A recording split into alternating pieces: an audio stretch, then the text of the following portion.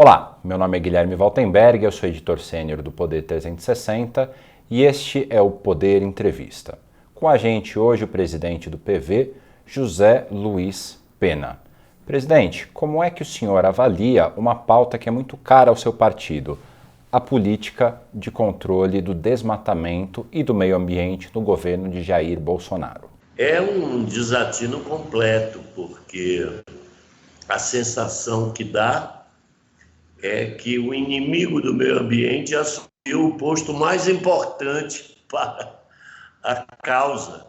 Ele é de uma insensibilidade, Enfim, esse negacionismo,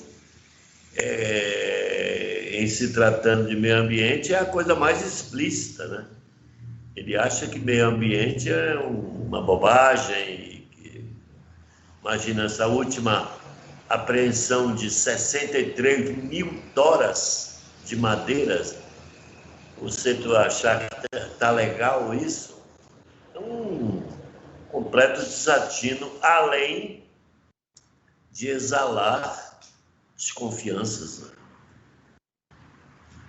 Essa é a dificuldade, né? E na avaliação do PV, o que seria necessário ser mudado nesse momento da agenda ambiental do governo Bolsonaro? É um equívoco você pensar como eles pensam agora, em fazer uma patrulha, uma milícia de proteção à Amazônia. Não é assim. Você tem que trabalhar com a sociedade. A sociedade, principalmente as pessoas que estão envolvidas lá, os nossos gloriosos povos indígenas, as comunidades ribeirinhas, com eles, uma questão de convencimento.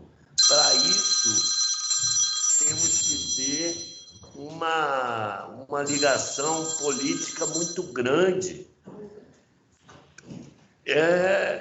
É o avesso do que tem sido feito, não é?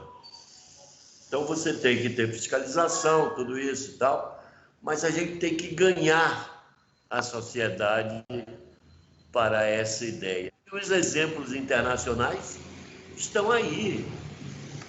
Você não consegue combater a mudança climática com determinações governamentais. A sociedade tem que estar mobilizada para resolver o problema. Portanto, tem que ser uma ação política de qualidade. Passar confiança, transparência. E é o que não temos.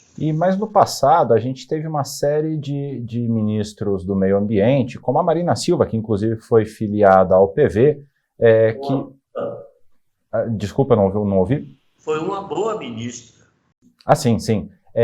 E houve, tanto dentro do Brasil como a imagem no exterior que se tinha do Brasil era de um país que, pelo menos no discurso, na prática ainda precisava melhorar, mas no discurso era um país totalmente pró-preservação de determinadas regiões, determinados biomas. E hoje o presidente Bolsonaro mudou essa realidade, pelo menos no discurso, e como o senhor destacou, na prática também, mas a população ainda, ele tem uma boa parcela da população que ainda apoia ele. Será que a gente não imaginou uma percepção de preservação ambiental no Brasil que não correspondia plenamente com a prática?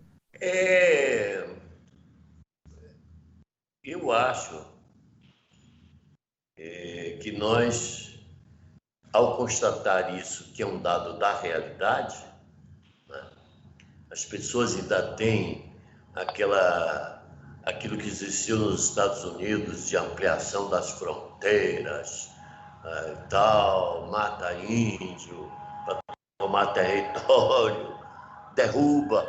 Imagina, se você pegar o material ainda sob a ditadura militar, a Amazônia era chamada de Inferno Verde. Está lá escrito na revista O Cruzeiro como é que nós vamos melhorar ao avançar sobre o Inferno Verde. Então, essa consciência predatória, que parte do princípio que a mata é sujeira, isso existe. Daí a necessidade da gente se empenhar mudando esse paradigma, o que já ultrapassamos em muito as possibilidades de ampliação da nossa fronteira agrícola. Entendeu, meu amigo? Então, hoje, o agronegócio inteligente sabe do trabalho fantástico que a floresta presta ao seu próprio negócio. Então, as chuvas, os rios de vapor, todos são trabalhos trazidos pela floresta. Então, o agronegócio inteligente, que a gente não tem nada contra, ele sabe. O que nós temos dificuldades é com essa massa ignária que invade, fazendo mineração ilegal, tirando madeira ilegal, né? E botando boi onde não deve. Aí falta no Brasil o zoneamento ecológico agrícola. Isso não se faz porque o país se acovarda diante do mau capital, entendeu? Por exemplo, vou dar um exemplo de uns anos atrás. Aquela região de Porto Seguro, no sul da Bahia, tinha sido se viabilizado para o turismo. O que é que tem a ver você botar 5 fábricas de celulose ali? Entendeu? Então, como não se tem e não se quer constranger o capital de qualquer espécie, então essas aberrações vão chegando, né? Mas acho que a segunda, terceira geração dos agricultores estabilizados, com consciência, eles vão começar a trabalhar a favor do meio ambiente, das reservas de água. Você vê aquele oeste da Bahia que foi invadido lá para soja, para não sei o quê, desmataram tudo. E eu, quando fui presidente da Comissão do Meio Ambiente da Câmara Federal, tinha alguns deles lá. E a gente, na hora do cafezinho, discutia num ponto civilizado. Disse, rapaz, você vai ver o que vai acontecer se vocês não cuidarem das nascentes, das matas ciliares. Vocês desmataram além da conta. Um deles chegou e disse, pô, Pena, você tinha toda a razão. A produção de soja caiu 30%. Eu digo, então recupere os rios, recupere as nascentes, plantando mata ciliar. As coisas têm que ser assim. Agora eu compreendo, porque doeu no bolso. Então esse é um enfrentamento que a gente tem que ter no Brasil, né? E depois o seguinte, são questões maiores, como as mudanças climáticas. Você já pensou o que é para os Estados Unidos, os donos das ideias petrolíferas, você implantar um sistema de energia limpa? O que Biden está propondo é uma revolução, cara. Por quê? Porque há números, conhecimento científico e tudo mais, de que a mudança climática vai nos causar grandes dificuldades. Então, na avaliação do senhor, a chegada do Joe Biden à presidência norte-americana, ela pode ter alguma influência na condução do meio ambiente, na condução política, inclusive, do Brasil, assim como a eleição de Trump teve consequências para o Brasil e, de certa forma, indiretamente, acabou influenciando positivamente na eleição do atual presidente Jair Bolsonaro. Biden pode influenciar 22 na sua avaliação? Eu acho que o mundo todo passou por uma lufada de negacionismo. Como sobreviver a uma discussão anterior a Galileu, que é da Terra plana? É uma coisa maluca, né? Então, houve como se o mundo, uma parte da sociedade planetária tivesse resolveu chutar o balde do conhecimento, da ciência, enfim. Mas isso dura pouco, porque não tem base. Você, a essa altura, dizer essas loucuras todas é uma inconsequência completa. Então, acho que o Biden se colocou de maneira correta em contraponto a todo esse ideário negacionista, enfim, isso que todo mundo já sabe. Claro que o Brasil, para sair da crise econômica grave, sem falar na política ambiental, todas as outras, mas na econômica, vai precisar de investimento. E onde que a gente vai conseguir investimento se a gente trata tão mal as questões hoje caras para o planeta? Não tem como. Então o americano não vai dar dinheiro para gastar com milícia resolvendo o problema das queimadas e dos cortes ilegais de madeira. Ninguém é bobo, né? Então, acho que a gente tem que se aperceber que esse discurso em profundidade, em defesa da qualidade de vida, em defesa do clima, será um diferencial, inclusive na próxima eleição para presidente da República. Não é um fenômeno só norte-americano. Falando agora das eleições do ano que vem, o PV no passado teve como candidata a presidente a Marina Silva, que fez uma votação expressiva, e em outras eleições teve o Eduardo Jorge, enfim, teve uma série de candidatos.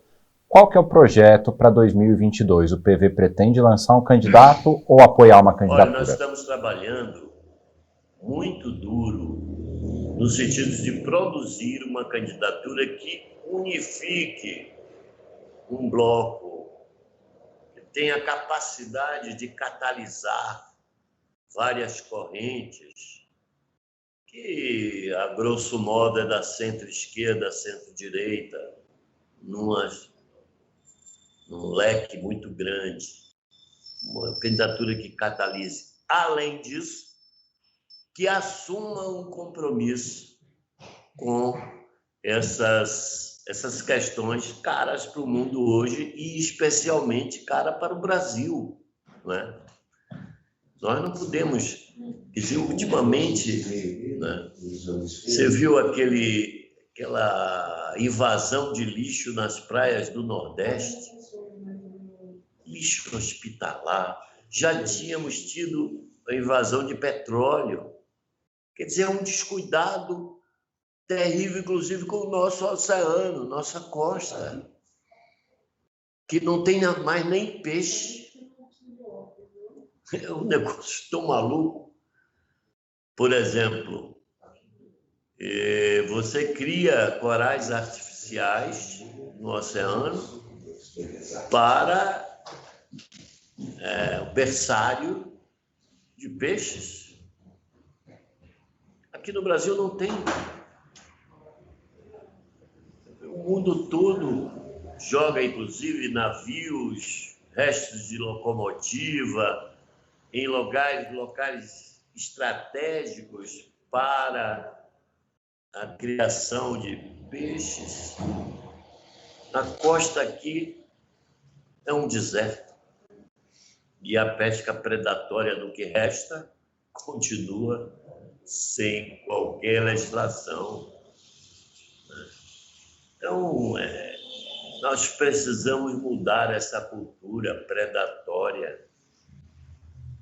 Então, uma candidatura à presidência terá que vir com esses sinais, que são os sinais do futuro, e a política não sobrevive se não tiver uma visão de futuro a ser comparada com as outras.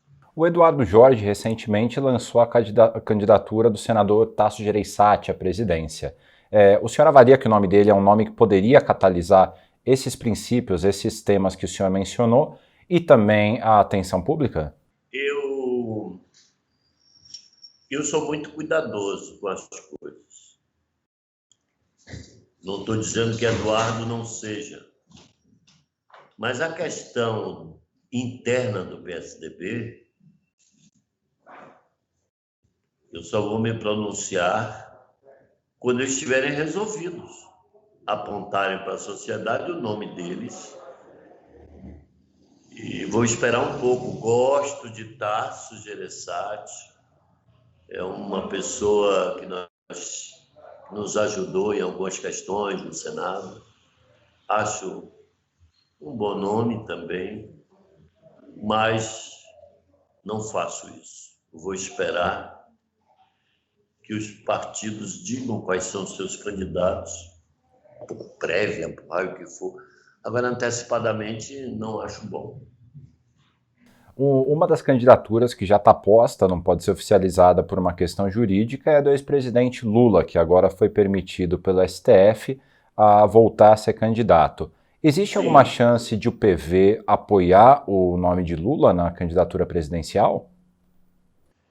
Em primeiro lugar, eu quero dizer a você que 2 turnos é uma eleição de outra lógica. Eu penso que a candidatura Lula, ela tem um símbolo forte em relação às questões sociais. Acho positivo, mas não agrega as questões ambientais, as questões da cultura ficam um pouco desconfortáveis. Então, eu acho que uma candidatura que fale mais claro sobre esses ideais, enfim, que tenha uma simbiose com a figura e esses ideários, é o que nós estamos torcendo. Agora, encaro qualquer candidato, especialmente o Lula, no segundo turno contra Bolsonaro, você não precisa nem perguntar qual é o meu voto. Se o senhor puder simplesmente dizer aqui para que os nossos espectadores possam saber também, talvez eles tenham ficado na dúvida. Eu acho que não. Mas o senhor votaria, então, contra o Bolsonaro, quem quer que seja? Claro. Desde quando ele foi pré-candidato, o Partido Verde votou na sua convenção que não votaria em Bolsonaro. Isso antes, lá atrás. E não é agora que a gente vai fazer qualquer gracinha com essa coisa que eu não sei de que catacumba saiu essa múmia, né, trazendo um bafo do atraso com uma nitidez tão grande, muito ruim. Agora, eu tenho esperança, querido, que a gente consiga produzir uma candidatura jovem com compromissos com essas questões do futuro mais visíveis e que ajude o Brasil a rediscutir esses modelos que tem aí, né? O melhor desempenho do PV em uma candidatura presidencial foi em 2010, com a Marina Silva candidata. Desde então, o PV teve outras candidaturas, como a gente mencionou, do Eduardo Jorge, mas que não teve o mesmo impacto que a Marina conseguiu causar. Nesse momento de mudança de paradigma, como o senhor destacou, Joe Biden querendo mudar a fonte das energias para energias renováveis nos Estados Unidos, faz falta uma liderança do tamanho da Marina dentro do Partido Verde? Faz muita falta, muita. Mas o partido tem se revigorado muito. Digamos que vem uma safra nova por aí. É a nossa esperança, né? E dizer que também, numa aliança bem calçada em termos programáticos, ainda é possível. Eu tenho conversado com o Luciano Huck, acho muito difícil ele sair, mas ainda tem uma janela aberta. Temos conversado com Ciro Gomes, temos conversado principalmente com Mandetta. Então, se todo mundo quebrar, não houver possibilidade da gente ter uma candidatura que tenha musculatura suficiente, a gente apoiando, aí o PV vai lançar a sua também. Todo mundo quebrar, ninguém... E é um momento grave do Brasil. Nós não podemos bobear agora, é isso que nós temos falado. As pessoas têm que conversar, buscar um arco de aliança, porque não dá para a gente acreditar em história da carochinha. Por exemplo, espero que não aconteça, mas se desconstruírem a candidatura Lula, a gente vai fazer o quê? São perguntas. Não acho que Bolsonaro vá derreter. Ninguém que está no poder derrete, vira pó. Nós temos que lutar muito, ter astúcia, estratégia. E eu conclamo, todo dia eu falo com as pessoas que têm o PDT, PSB, Rede Cidadania, com Roberto Freire, também com outras forças, para ver se a gente consegue. Vamos conversar, criar um polo. Mas se não conseguir, vai cada um por si, a nossa hora também, vamos nessa. Desses nomes que o senhor mencionou, o Luciano Huck ele já está com o pé mais para fora do que para dentro da candidatura. O Mandetta mantém o postulado e o Ciro Gomes já inclusive está trabalhando com o João Santana, ex-marqueteiro do PT. É verdade. Não é? E o João Dória ele não abriu mão até o momento da candidatura. Não tem muito nome para pouca possibilidade de voto dentro desse centro expandido? 41%, 40%.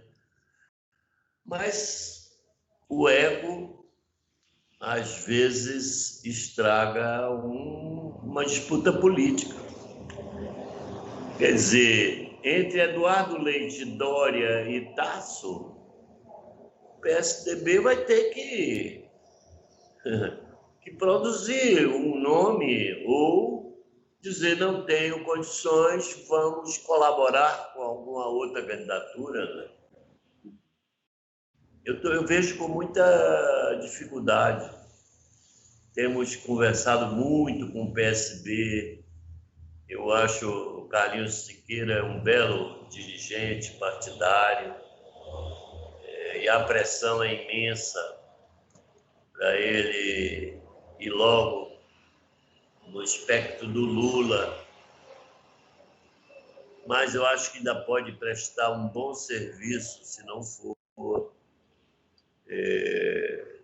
que temos conversado.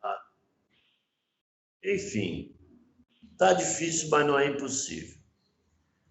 Acho que é uma hora de chamar os homens públicos, as instituições, e dizer da gravidade do momento.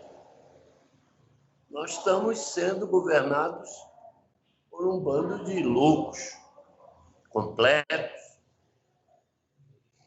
Você vê na área da cultura, cara, os artistas brasileiros foram as principais vítimas da pandemia. Já eram maltratados. E eu digo com conhecimento de causa, eu fui secretário estadual da Cultura aqui em São Paulo, no governo Alckmin. Já eram maltratados, mas agora é terra arrasada, porque nem aquele dinheirinho do show, do bar, da peça de teatro, não acontece. E serão os últimos a deixar na pandemia. Eu tive com Dória e me falaram da saúde financeira do governo de São Paulo e tal. Quando terminou a conversa, eu disse, está tudo muito bom, mas os produtores culturais, os artistas estão passando miséria. Então é hora de fazer um socorro para essa nossa turma. Enfim, ele ficou de ver e tal. Difícil, viu? Pois é, eu imagino. E tem uma dificuldade que o PV também vai enfrentar nas próximas eleições, que é a cláusula de desempenho. Hoje o partido não tem um número suficiente de deputados para se manter por conta própria. Como é que estão as articulações internas no partido para que se mantenha o PV como um partido solo, ou existe alguma possibilidade do PV se juntar a algum outro partido? O PV não desaparece. Isso Eles podem tirar o fundo partidário, tempo de TV, mas a gente é um ideário jovem, mais novo da humanidade, e não é uma legislação eleitoral que vai acabar o partido. Não tem essa. Nem temos um desconforto de não ser um partido como opção de poder. Nós não temos essa visão. Nós queremos governar em aliança, não temos nenhuma ideia remanescente daquela coisa de partido único, nem hegemônico. Nós queremos estar na banda. E, para isso, é preciso ter uma inteireza, não vamos negociar a nossa sobrevivência vendendo nossa alma. Isso não há hipótese. Agora, é muito fácil o partido fazer 2%. É muito fácil. Imagina, você fazer um comparativo agora meio perverso. O Novo elegeu 29 vereadores na eleição passada. O PV, que fez uma péssima eleição, elegeu 810 por aí. Quer dizer, o comparativo, para vocês verem que a gente tem uma ramificação na sociedade justamente pela propriedade do seu programa, né, da sua causa. Então, o vereador, lá na beira de uma represa poluída, faz disso uma campanha e consegue o mandato.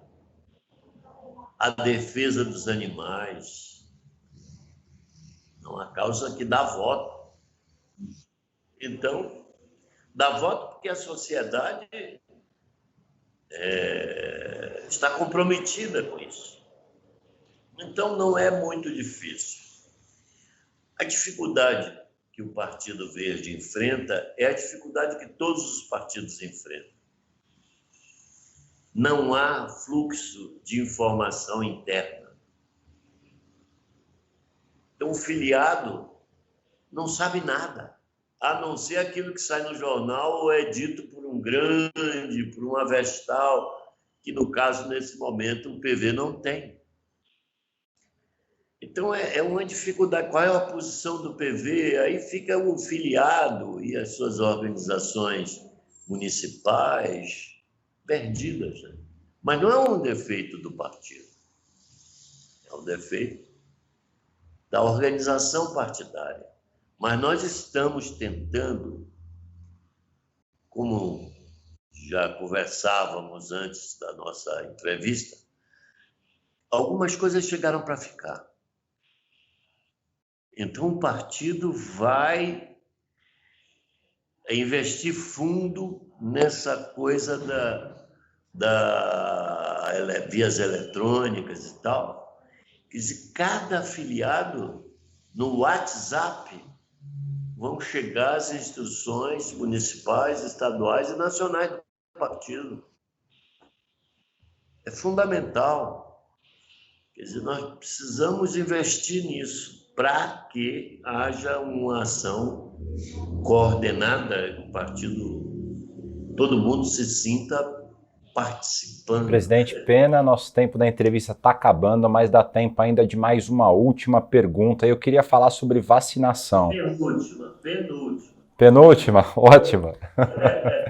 O senhor já foi vacinado contra a Covid, certo? Eu estou vacinado, tomei as 2 doses e ainda fiz uma quarentenazinha para botar meu bico de fora e tenho ainda um resguardo grande, porque também eu tenho filhos, mulher e tudo em casa, não posso me expor como ninguém pode se expor muito. Essa compreensão é uma compreensão cidadã importante. Nós precisamos enfrentar, quer dizer, como é uma doença da civilização, nós temos que ter uma postura política, de resguardo, de interesse. Eu acho que a imprensa prestou um grandíssimo papel, ao contrário do nosso governo federal, que foi um desastre de gripezinha, de porte de atleta e tantas outras barbaridades ditas. Então, acho que... Agora, também, essa crise profunda também acelerou os processos de remodelação da sociedade como um todo. Hoje eu fiz uma reunião com um arquiteto e ele disse assim, é impossível hoje conceber uma casa que não tenha um lugar para estudar, um escritório. Eu disse para ele, nem as cidades, elas vão perder a noção de centro. Quer dizer, as pessoas vão para um lugar que tenha mais espaço, porque a comunicação tem outra amplitude, né? Então, tem muita gente indo para lugares agradáveis e participando do mundo igual. Esses dias eu recebi um telefonema do ex-secretário da desestatização do governo Bolsonaro. Seria uma inconfidência dizer o que ele acha hoje de Paulo Guedes, Bolsonaro e tal. Mas a conversa, que é interessante para o que nós vínhamos falando, é que ele hoje mora numa fazenda a 50 quilômetros de Belo Horizonte e está discutindo comigo, com o Brasil, com tudo, preocupado com a eleição, preocupado com os destinos políticos, no caso dele, do liberalismo, né? Interessante, hoje o mundo é outro. Presidente Pena, eu queria te agradecer pela entrevista e queria convidar você, o nosso espectador, a se inscrever no nosso canal do YouTube e ativar os sininhos para que você nunca mais perca um dos nossos vídeos.